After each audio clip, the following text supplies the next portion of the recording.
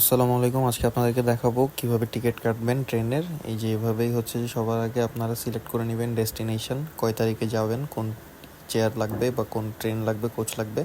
এরপর এখান থেকে সিলেক্ট করবেন, করার পরে নিচে নেমে কোন বগি চুজ করবেন, উইন্ডো সিট অথবা কেমন সিট সেটা চুজ করে এরপরে হচ্ছে আপনারা নিচে নেমে প্রসেসিংয়ে যাবেন। এখানে আপনার নাম্বারে একটা ওটিপি কোড আসবে, ওটিপি কোডটা দিবেন। দেওয়ার পরে আপনার সাবমিট করবেন। সাবমিট করার পরে হচ্ছে আপনার একটা ইন্টারফেস আসবে যেখানে আপনাকে হচ্ছে কনফার্ম করবে। কনফার্ম করার পরে এখান থেকে প্রসিড দেওয়ার পরে আপনার এখানে বিলিং অপশন আসবে। আপনি যেখান থেকে বিল করতে চান সেখান থেকে করবেন। আমি বিকাশ থেকে করতে চাই, তাই আমি বিকাশ থেকে করেছি।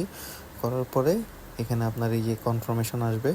আসার পরে আপনি হচ্ছে যে বিকাশে ঢুকবেন। ঢোকার পরে পেমেন্টটা কনফার্ম করে দিবেন। আপনার নাম্বার দিবেন। নাম্বার দেওয়ার পরে আপনার হচ্ছে ওটিপিটা দিবেন। দেওয়ার পরে ওইখান থেকে আপনার পেমেন্টটা কনফার্ম হয়ে যাবে।